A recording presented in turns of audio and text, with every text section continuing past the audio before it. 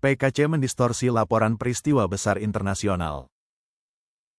Dalam insiden-insiden baru-baru ini yang menarik perhatian internasional, narasi-narasi dari media yang berafiliasi dengan PKC sangat mengikuti pendirian otoritas China dan menunjukkan bias atau distorsi.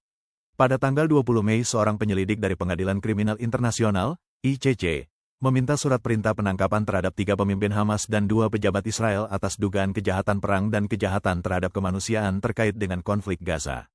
Namun, Xinhua, outlet media PKC, hanya menyebut pejabat Israel dalam laporannya di situs resmi dan media sosialnya, tanpa menyebutkan Hamas. Topik ini dengan cepat menduduki puncak penelusuran trending, membuat netizen bertanya, bagaimana dengan 2 orang dari Hamas? Surat perintah penangkapan juga dikeluarkan untuk mereka. Mengapa pemberitaannya selektif? Beberapa netizen juga mengunggah tangkapan layar pemberitaan dari berbagai media internasional, yang secara halus menunjukkan keberpihakan dalam pemberitaan media partai tersebut. Insiden lain yang menjadi perhatian internasional adalah kecelakaan yang menewaskan Presiden Iran Ebrahim Raisi. Pemimpin Partai Komunis China Xi Jinping menyampaikan belasungkawa kepada Wakil Presiden pertama Iran, menyoroti insiden tersebut sebagai kerugian bagi rakyat Iran dan China. Topik ini secara paksa menduduki peringkat teratas dalam pencarian terpopuler di Weibo, menunjukkan kendali resmi atas wacana publik. Baidu Baik bahkan mengubah entry terkait Raisi menjadi skema warna hitam putih yang digunakan ketika pemimpin Partai Komunis China meninggal dunia. Meskipun demikian, menurut The Guardian, warga Iran yang diwawancarai menolak untuk berduka atas kematian Raisi, dengan alasan 4 tahun pemerintahannya yang mengakibatkan banyak kematian. Namun, media partai PKC seperti Global Times hanya melaporkan duka resmi warga Iran, sementara video warga Iran yang menyalakan kembang api di jalan-jalan telah dihapus dari platform sosial China seperti WeChat. Dalam 2 kasus ini, pemberitaan dan narasi media sosial dari media PKC sangat mengikuti arah narasi yang diinginkan pihak berwenang. Profesor Ye Yaoyuan dari Universitas Saint Thomas, yang berspesialisasi dalam studi internasional, mengatakan, masalahnya sederhana. PKC terlibat dalam propaganda dalam negeri yang luas.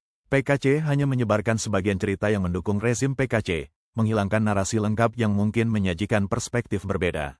Sejak Hamas melancarkan serangan terhadap warga sipil Israel pada bulan Oktober lalu, PKC, meskipun tidak secara terbuka memihak, telah membelokkan propagandanya demi kepentingan Hamas dan memfitnah sekutu utama Israel, AS. Menyusul kecelakaan yang melibatkan Presiden Iran, media resmi Partai Komunis China menyalahkan kecelakaan tersebut karena sanksi AS yang memperlambat perkembangan industri penerbangan Iran. Namun demikian, Menteri Pertahanan AS Lloyd Austin menyatakan pada konferensi pers tanggal 20 Mei bahwa AS tidak berperan dalam kecelakaan ini. Profesor Ye Yaoyuan lebih lanjut mencatat bahwa tujuan propaganda PKC adalah untuk menyalahkan AS atas semua masalah global. Ia menjelaskan, seiring dengan pertikaian yang sedang berlangsung antara Amerika Serikat dan China, Partai Komunis China melukiskan Amerika Serikat sebagai sisi jahat dari imperialisme. Dengan melakukan hal tersebut, Partai Komunis China meyakinkan rakyatnya bahwa konfrontasi mereka dengan Amerika Serikat adalah hal yang wajar. Irit Ben Abba, Duta Besar Israel untuk China, menyatakan bahwa PKC telah memutarbalikkan konflik antara Israel dan Hamas. Demikian pula, dalam Perang Rusia-Ukraina dan banyak peristiwa internasional lainnya, PKC telah mengadopsi strategi narasi yang menyimpang.